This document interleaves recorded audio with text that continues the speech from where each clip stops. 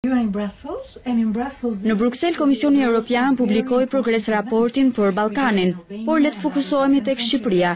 Progres raporti hartohet nga ekspert, publikohet nga zyrtar dhe lexohet nga politikan. Si tingëllon ai për një diplomat si ju? Well, it does seem at times to be an involved process, as you said. Si thatë është një proces që kërkon punën e ekspertëve, specialistëve dhe politikanëve. Vetë procesi i integrimit dhe i antarësimit është një proces kompleks.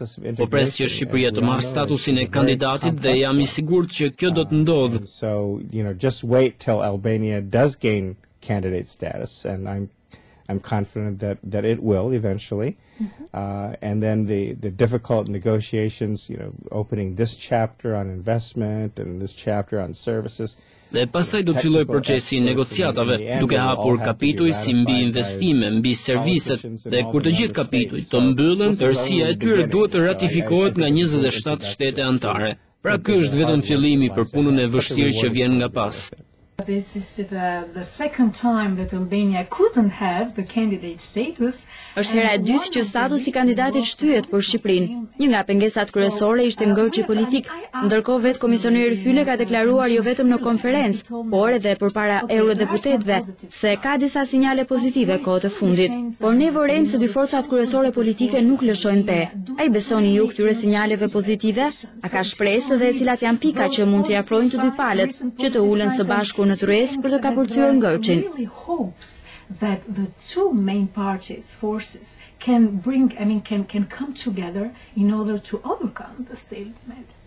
Well, a couple of points. First of all, yesterday's announcement, although it was not a surprise by any means, of course it was disappointing for anyone who... Së pari edhe pse përgjigjja për raportin nuk ishte surprizë, sigurisht që ishte zhgënjyese për çdo që shqetësohet për Shqipërinë, vendin dhe për qytetarët shqiptar. Është ngërçi politik arsye kryesore pse Shqipëria nuk arriti që të marrë statusin e kandidatit këtë radhë, pra situata politike. Due to the political situation, I mean, let's be candid. There are two parties responsible for this. Le të jemi të qartë, ka dy palë përgjegjëse për ngërçin. Njëra është Partia Demokratike e Shqipërisë dhe tjetra është Partia Socialiste e Shqipërisë. Ka disa shenja pozitive javët e fundit dhe ditët e fundit. Janë bërë përpjekje nga të dyja palët, siç është dialogu që po zhvillohet në parlament apo propozimet që janë paraqitur. Ka shumë për të bërë, por në thelb të ngërçit politik vjen mosbesimi midis dy palëve. Unë e quaj hendeku I besimit. Kjo nevojitet që të kapërcehet duke ndërmarrë disa hapa në këtë drejtim. Between the two sides, and they just need to figure out a way to address this by taking certain incremental steps. It's really not for me or for anyone outside of Albania, I think, to propose specific measures. Sigurisht që nuk më takon mua, po ndonjë personi tjetër të huaj që të propozoj masa, por I shoh si inkurajuese sinjalet që vijnë për reformën elektorale, për të angazhuar dhe ekspertizën e Komisionit të Venecias, ekspertizë që është e mirënjohur dhe që do të sjellë një mbështetje në ndryshimet që nevojiten në kodin elektoral. The Albanian parties with implementing some much needed reforms with respect to the electoral code. And I was asking also to Commissioner Fyle if those positive signs are really fruitful. Flitet për një shans tjetër, ai pranverës së vitit të ardhshëm. Kam pyetur komisionerin Fyle mbi mundësinë që nëse zbatohen 12 rekomandimet e Komisionit Evropian nga politikanët shqiptar brenda 6 muajve, atëherë komisioni të mund të rivlerësojë statusin e kandidatit të Shqipërisë. A ju duket kjo realizueshme? Komisioni nuk e përjashton mundësinë që të raportojë te shtetet anëtare mbi statusin e kandidatit dhe hapjen e negociatave të antarësimit të Shqipërisë më shpejt se sa procedura nëse reformat avancojnë shpejt. Duke qenë se ju I njihni mirë palët, mendoni se ata mund t'i përvishën punës dhe të zbatojnë shpejt 12 rekomandimet? It's an opportunity because you know very well the parties. You have seen them a lot of times, So do you really see a window of opportunity for Albanian politicians to implement those reforms earlier than next year? Well, sure. Well, in my business, you have to be optimistic. You have to be a realist, but you have to be optimistic at heart in order to succeed. Në punën time duhet të jesh optimist dhe realist për t'ia dalë në banë. Më pëlqeu ajo që tha ambasadori Sekuj dje për progres raportin, që të dyja palët duhet ta shohin këtë si oportunitet për të ecur përpara me agjendën europiane. Fillimisht do të ndodhë ajo që ne e quajmë loja e fajit, ku secili ia hedh fajin njëri tjetrit. Probably what we call in English, the blame game. So we'll probably see that for a couple of news cycles. That sort of goes with the territory. But after that, hopefully, ndoshta do të ketë cikle të reja të saj, por pas kësaj, të dyja palët duhet të shohin se ka një oportunitet. Unë duhet ta besoj këtë, pasi mendoj se vendi nuk ka zgjidhje tjetër. Javën e kaluar ne festuam 20 vjetorin e hapjes së ambasadës amerikane. Njerëzit më dëgjuan të thosha se nuk ka vend tjetër në Europë që ka ecur kaq në 20 vjet, sesa Shqipëria dhe të gjithë shqiptarët duhet të jenë krenar për arritjet e tyre. All Albanians should be should take genuine pride in their achievements. Albania today is unrecognizable from the Albania of 1991, 1992. Shqipëria është sot e pakrahasueshme me Shqipërinë në 1991-shit apo 1992-shit, por me bisedimet që kam patur me kolegë të mi në një konferencë në Bruxelles dhe në Ljubljana, është evidente që asnjë vend nuk qëndron në vend. Secili vend shkon përpara. Procesi I zhvillimit ekonomik është një proces dinamik. Le të jemi të sinqert, për 2 vjet situata në Shqipëri jo vetëm ka qenë në stagnacion, por ka bërë regres. Janë 2 vite të humbura, kështu që duhet të rikuperuar koha e humbur. I mean, 2 years have been lost. And so do të ndalesha edhe në një pikë tjetër lidhur me integrimin evropian. Unë nuk jam ekspert, por më shqetëson diçka kur flas me qytetarët në Shqipëri, pasi kam përshtypjen se për ta integrimi është që mjafton që e djathta dhe e majta në Shqipëri të firmosin një marrëveshje dhe pas kësaj Shqipëria mund të bëhet antare e Bashkimit Evropian. Nuk është as pak kështu. Negociata e antarësimit përbën një proces shumë të vështirë. Kapitull për kapitull, shumë standard, shumë kërkesa. Disa e përshkruajnë si një lloj skaneri fizik. Unë nuk kam dyshime që Shqipëria do t'ja dalë në banë, por nevojitet shumë punë për të arritur aty. Kështu që sa më shpejt të avancohet, aq më mirë. Sa më shpejt forcat politike të gjejnë mënyrën se si të bashkëpunojnë, aq më mirë është për vendin. Nuk ka nevojë që palët të pëlqejnë për të punuar bashkë, por bashkëpunimi është esencial për të mirën e përgjithshme të vendit. Then the better off for the country.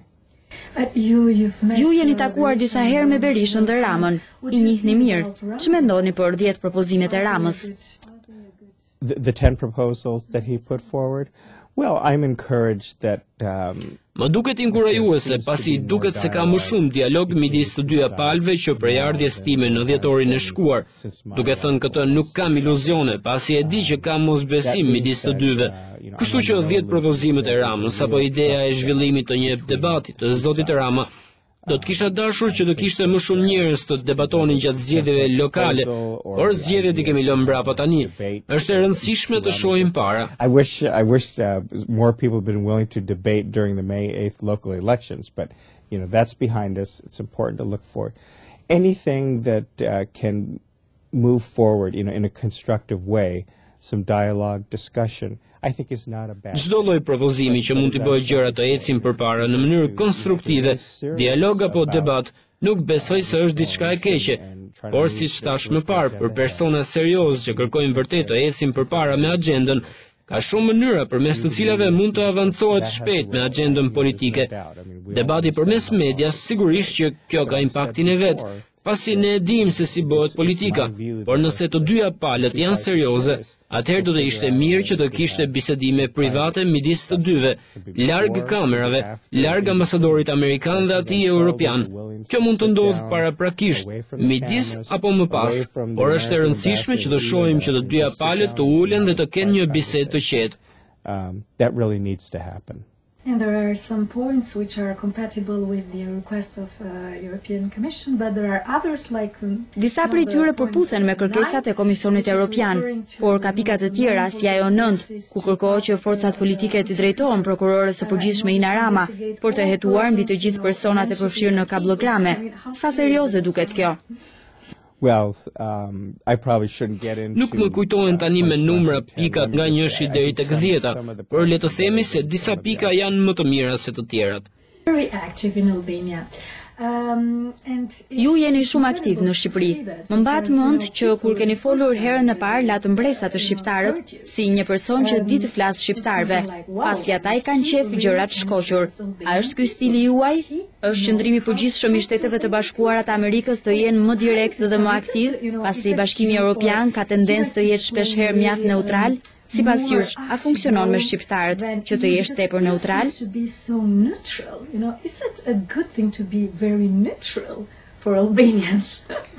Well, I think you're being overly generous in your praise and your assessment, but I thank you for that. First of all, I think Ambassador Sekui does a Ju falenderoj për këtë vlerësim. Së pari mendoj se ambasadori Sekui bën një punë shumë të mirë. Është një diplomat me shumë përvojë dhe ka mësuar shumë prej tij dhe ne bashkëpunojmë shumë me njëri tjetrin. Qytetarët shqiptar kanë kaq shumë respekt dhe admirim për Shtetet e Bashkuara të Amerikës, sa me këtë mirënjohje dhe vlerësim vjen edhe një përgjegjësi. Ambasadori i Shteteve të Bashkuara të Amerikës ka një përgjegjësi që të përfaqësojë siç duhet SBA-t. Kjo është ajo që jam përpjekur të bëj që ditën e parë kur arrita në Shqipëri. Mendoj se është e rëndësishme që t'ju shpreh njerëzve atë që ndjej përbrenda.